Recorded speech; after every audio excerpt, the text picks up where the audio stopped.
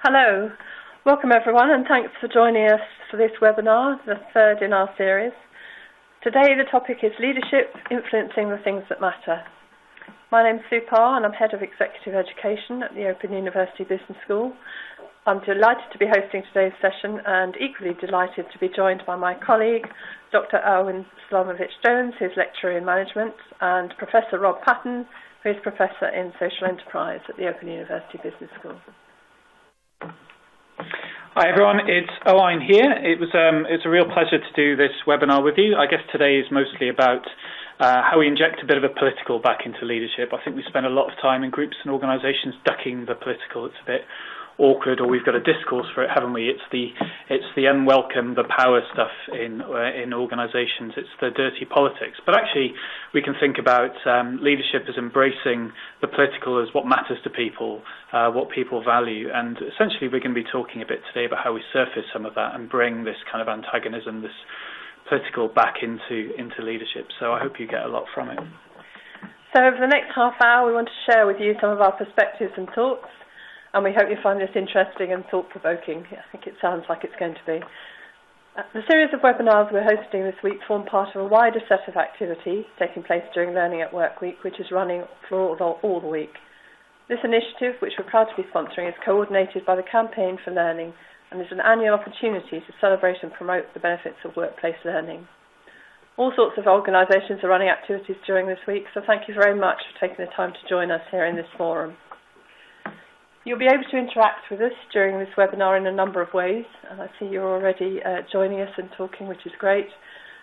In that chat panel, we invite you to share your questions here, and we'll try and answer as many as we possibly can during the time that we've got today. You'll also have the chance to participate in 2 polls, and we'll be handing over to our technical manager, Andrew, to launch these during the course of the next 30 minutes. Just a quick reminder that this webinar will be recorded and will be available online after this session. So if your colleagues who would have liked to join us weren't able to, you can share this with them. We also welcome you to tweet your thoughts and perspectives on this webinar, and you'll see the details for this at the top of your screen now. Okay, over to you, Owain and Rob, for their opening thoughts on leadership, influencing the things that matter.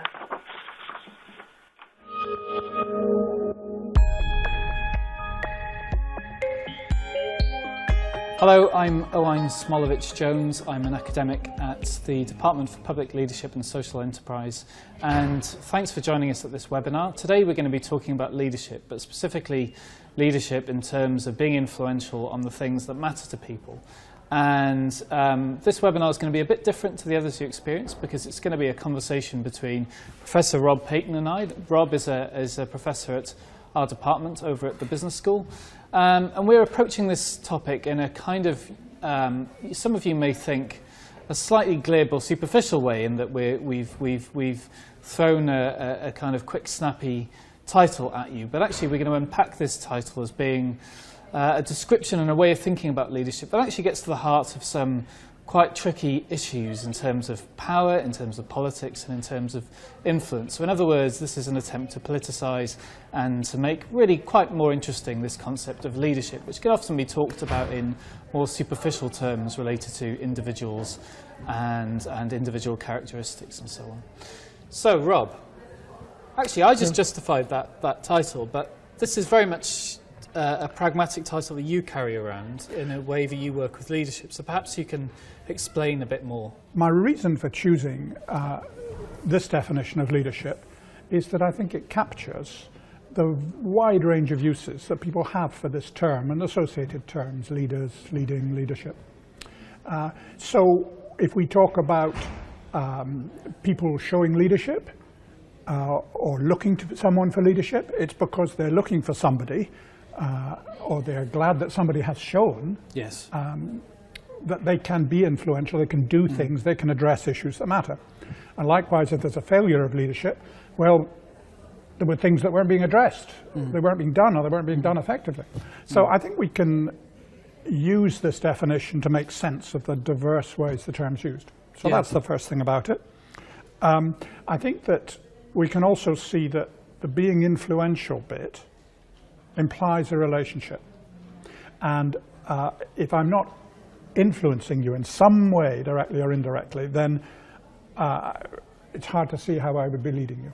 And I think crucially, and this is back to your point about the politics, a definition like this covers a very wide range of contexts. Okay?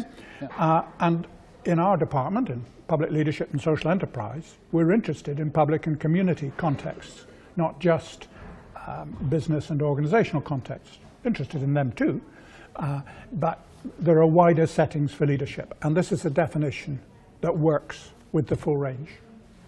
I've got a chart here which gives some flavour of how the different ways people can, or some of the different ways that people can lead or provide leadership in different settings.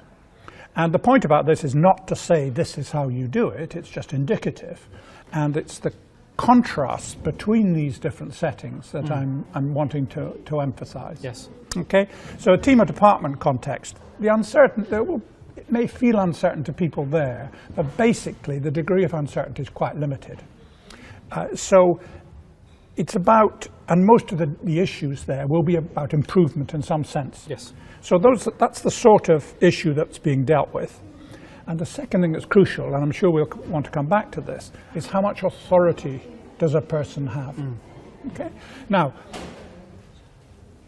one way of using the term leadership is to assume that leadership is done by people in positions of authority. Yes. Actually, that's, I think, very unhelpful and misleading.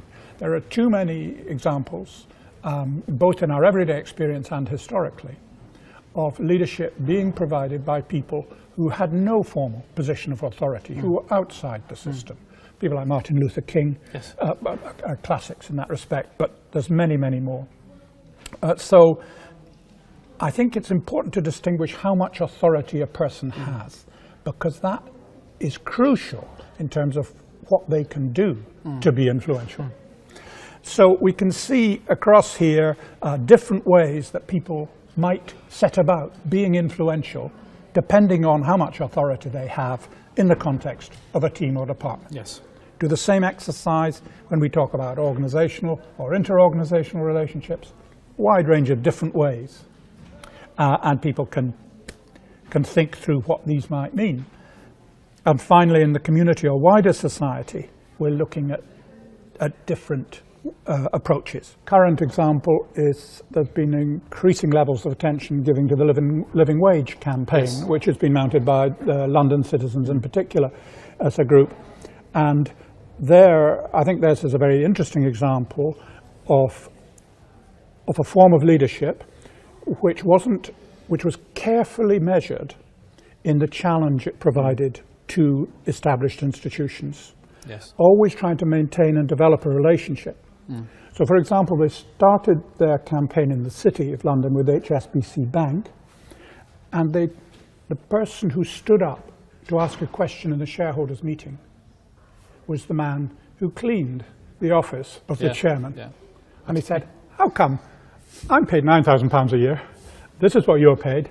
I have to get up at 3 in the morning to travel on nighttime buses and so on and so on." And after some campaigning and assertive engagement, eventually the chair agreed to meet them.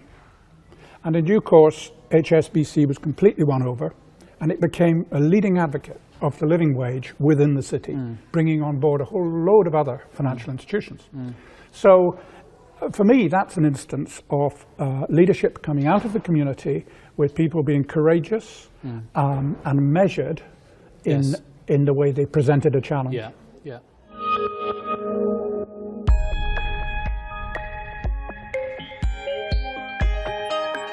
That's a great start. I'd like to launch the first poll, and then I'd like to talk to Owain about some of the questions that are coming up.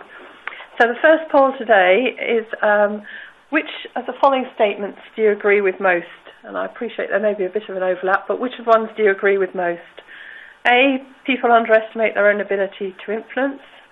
B, good leaders protect the leadership of others. C, the most influential leadership is discreet. And D, the most important thing to influence is one's followers. So thank you. If you can vote on that, I'll come back with the result a bit later on. Owain, one of the questions that's come up here from Laura is, in my role I fall under all three of those categories. How do I define my authority? Yeah, I noticed that actually, and I think that's a really interesting question. I think, isn't that almost the definition of a kind of more collaborative view of leadership, which is that you kind of tend to slip between roles if it's happening really effectively. So sometimes you might be exercising authority from a kind of non-positional sense, from a values base. At other times you might have to exercise a degree of formal authority. So I don't think that people necessarily always either possess or don't have power or authority. I think these things can slip and slide over time. I think the important thing is that you generate a kind of group culture whereby debate and discussion and allowing people to have a voice is prominent. One of the interesting things on those slides, and I think on the example that Rob was talking about towards the end, was this business of surfacing the issue, no matter where you are within an organisation. Yeah.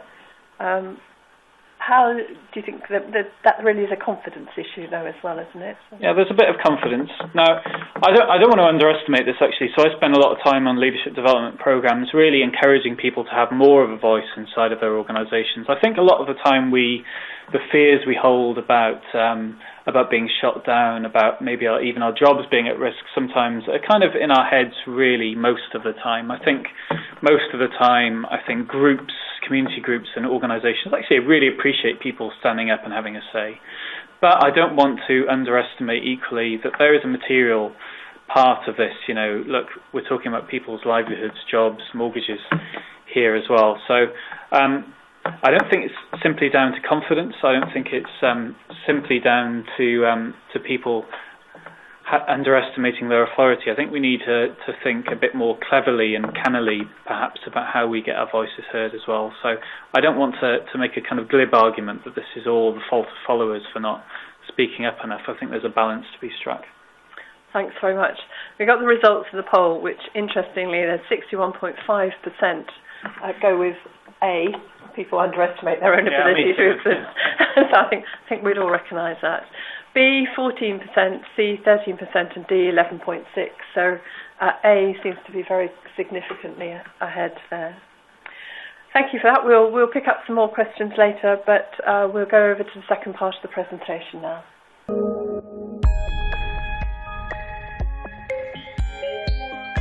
Measured is interesting, isn't it? A word to draw on here, because I suppose, in one sense, if you're going to enact change in leadership, you have to get yourself noticed. And that cleaner was a really good example of what Badiou, I suppose, would refer to as a big ethical moment, an intervention around a particular moment, a charged moment. And of course, you have to engage in such moments to get noticed, to draw attention to yourself, of course, and to your cause. But on the other hand, there's a kind of counterpole which says that you've got to be smart and canny and politically savvy to get this kind of work done. It's just a kind of interesting tension or contradiction. And in terms of the chart that we were looking at, I think both those are ways of doing it, and it depends on the situation and what level of risk you think you can take in that situation. So sometimes some of the shrewdest leadership is very discreet. It's gently reminding people, pulling people back, raising questions, and deftly sort of orchestrating debates or conversations. Yeah. Yes. Because in many situations, and again, political and, well, it's not just politics actually.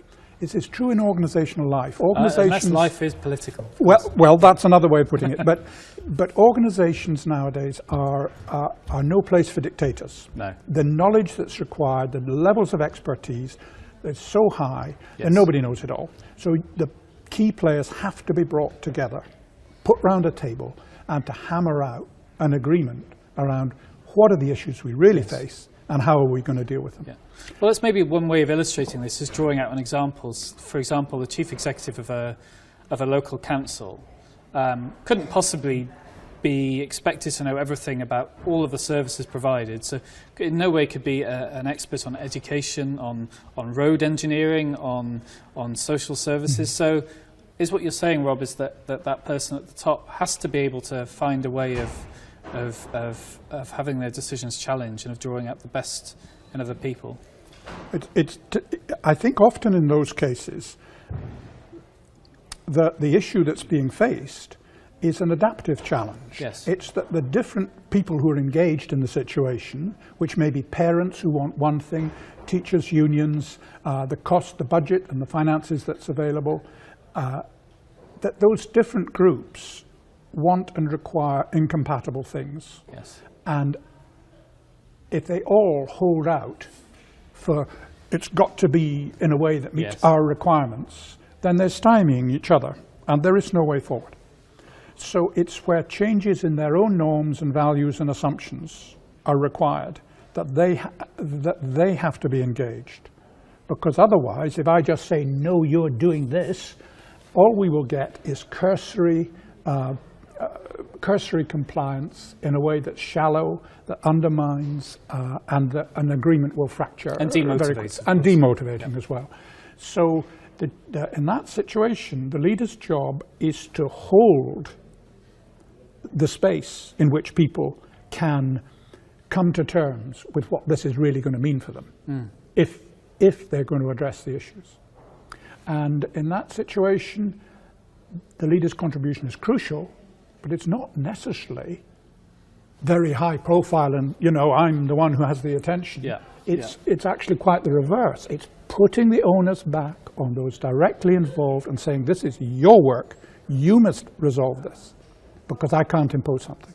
Whenever conflict is mentioned, it's usually in terms of, well, it's something we need to resolve, or it's something that we need to avoid, you know. Whereas actually what we're not really talking about conflict resolution, we're talking about conflict generation or stoking conflict, which is a different way, I think, for people to get their heads around. Absolutely. But we're very polite and British, aren't we? We Absolutely. tend to avoid this as much as possible. That's right. I find it more helpful to think in terms of pluralism and having a pluralist view, because there will be different stakeholders, there are different competing claims and concerns, and the job is to ensure their integration in a way that carries things forward. Yeah. So that pluralistic take, I think, allows for conflict without it becoming some kind of industrial relations nightmare. No, of course. I always say this to people in leadership development programs, and they're worried about conflict at work. And I ask them what the conflict is about, and it's usually about something that's actually quite important to the organisation. And actually a good way of reframing this is, isn't it wonderful that people care so much about their work and your organisation that they're really upset about this, and they want to have a row about it? Yeah. That's a really, really good thing. Yeah, no, I can buy that very easily. And then the skill is in orchestrating the row, Yes. as it were. Yes. Yeah, and often it's avoiding choices between either or and going for both and. How can we hold on to both these important values at the same time? Yeah. And I think that's where we get back to what's needed in this situation.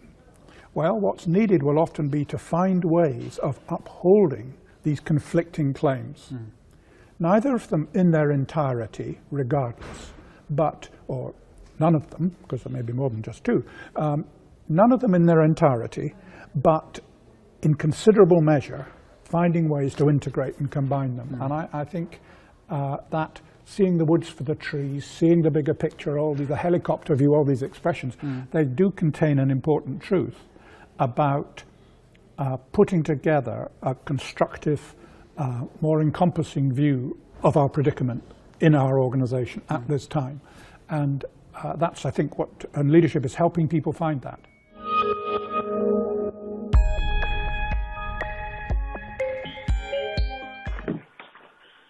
Thanks very much, Rob. I'll launch the second poll and then we'll pick up on a few of the questions. So which of the following reflects your view best? A, leadership is something for other people. B, adopting a leadership identity is an intimidating proposition. C, we need hierarchical leaders to blame when things go wrong and celebrate when things go well. D, disrupting the traditional leader-follower hierarchy is the most important task of leadership. And E, leaders can guide to the answer, they aren't the answer themselves.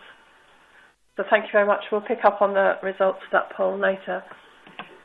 quite a few interesting comments coming in, I think, Owain. I think orchestrating the row is an interesting proposition here. And as someone said, how do you hold on to both those values? Rob was obviously picking that up as an important thing to do, but the question here about how do you in negotiations hold on to that position?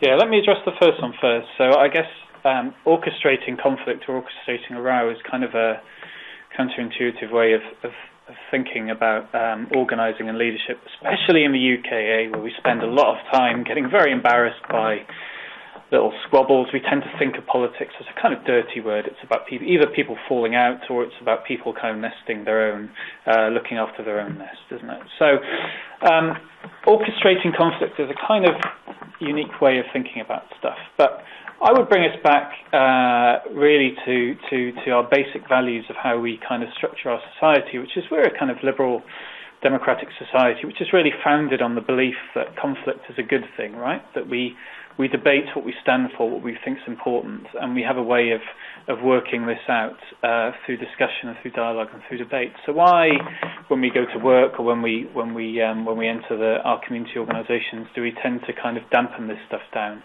I think maybe the problem is that conflict, you see, gets displaced into all kinds of unhelpful figures, fantasies, symbols. So, for example, we tend to displace feelings of antagonism, of conflict, into things like really disliking a particular individual figure of authority, for example, or into other areas, other issues that aren't necessarily key to our values. So, of course, I think we see that at the moment. So take a look at the European elections, for example. At the moment, we have a really big cult of personality debate going on at the moment about this Nigel Farage in UKIP, for example, or about Ed Miliband, or about David Cameron, or about this spectre of a bogeyman in Europe who's allegedly ruining everything for us or making everything possible for us. And actually what's missing here is a really constructive, antagonistic, if you like, debate about issues and about people's values and about what lies behind this stuff. So too often, I think, to summarise, we get caught up in either displacing our antagonisms, our political values into kind of fantastical figures, fantasy leader figures, or on the other hand, we spend a lot of time getting embarrassed about what we stand for and what we think. So the key, of course, is to disrupt both of those things, and that's a really big debate about how we go about doing that. And I think there are various opinions about how we do this, about how we orchestrate conflict. There are various forums we can think about holding. There are various ways on a much smaller scale about how we can treat people differently, approach them differently, encourage them, nurture them to get this kind of stuff across. Thanks, that's really helpful. I'm picking up just a few points here very quickly, that the term confrontation might be better than the term row, and a couple of points made that maybe these questions are a bit too leading perhaps, but thank you for bearing with us on that one.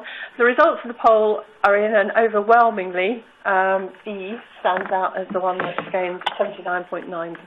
So leaders can guide to the answer, but they aren't the answer themselves. You'll see the results of the others spread around sort of no more than 12% on any of those.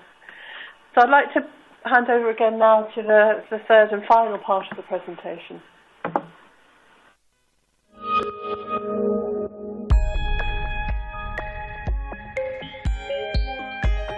So I wonder, Rob, we were talking a lot about leadership as being very closely related to facilitation.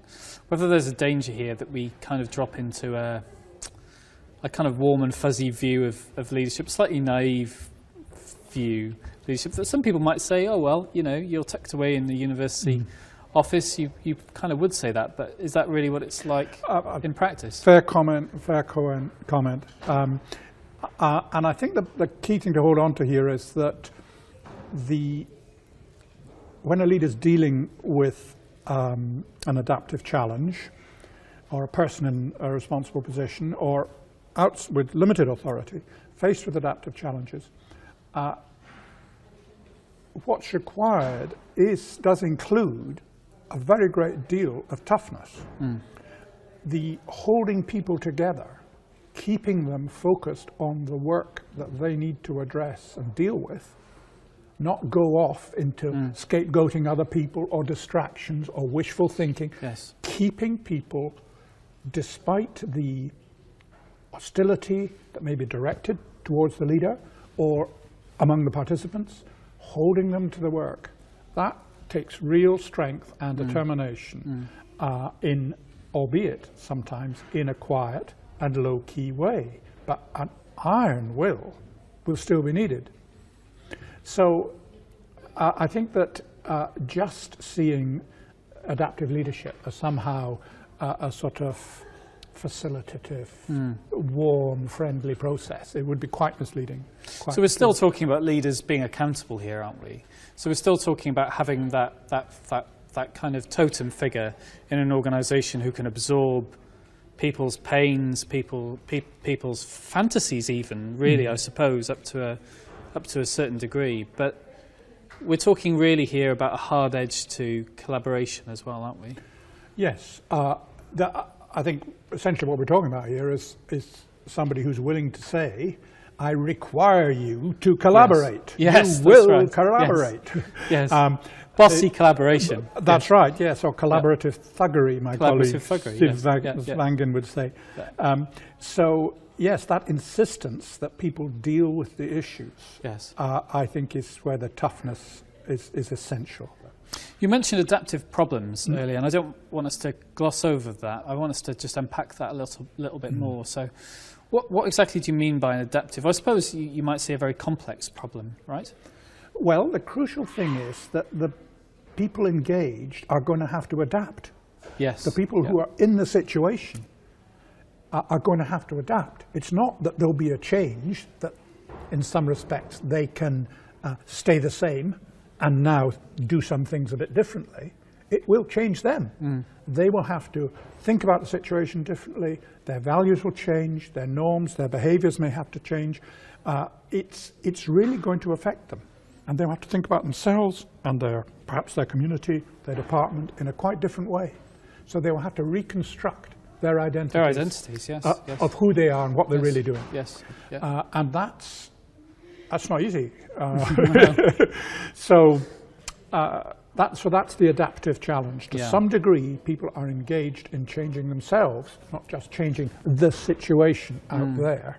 Can you think maybe of an example of an adaptive problem that people could relate to? Classic ones in the health service would be the doctors who have loved complaining about managers actually coming to terms with the managerial dimension of their own roles. And because if you aren't managed, the only solution is that you manage. And I suppose the internet actually has been the big transformer in terms of challenging people's preconceived identities of themselves, really. So the Arab Spring, for example, was largely internet-driven, the Occupy campaign. And we could point to a million other things in business, the total transformation of the music industry, where people just have to transform the way they relate to their publics, their customers, to each other. Yeah. Those and another political one that people I think can recognise very quickly is given by the problem of fishing stocks. Yes. There's lots of common pool resources to do with, for example, forests or pure water in the US or in many parts of the country. But how do we preserve fishing stocks? You've got these competing claims from different countries and their industries. You've got consumers wanting low prices. The environment has its own claims of what's possible. Yes. And all the circles cannot all be squared. People will have to adapt. And the job of the politicians in that situation is to hold the line. And frankly, they haven't always been very good at it in an EU context because of the pressure that comes from the political lobbies. But the job is to hold the line and to insist that people find solutions to the problems, because the only solutions that will work, and this has been shown again and again, are the ones that the people directly involved engage in, develop and agree with. If it's imposed from outside, they'll undermine it, they won't buy into it, and they'll see it as other, not us. So it's crucial that the people involved deal with it. Thank you very much. Such an interesting presentation and so many questions, but thank you, Owain, so much for answering quite a lot of the comments as they've come in from people. And I know now that we're tight on time, and unfortunately going to have to close. As we told you before, the webinars have been recorded, so they will be available if you want to go back and look at them later. There's some links that you might find useful coming up online too. So I hope very much that you've enjoyed today, and I hope that you can join us tomorrow for the 4th webinar in the series, Resilient Leadership. Thank you very much.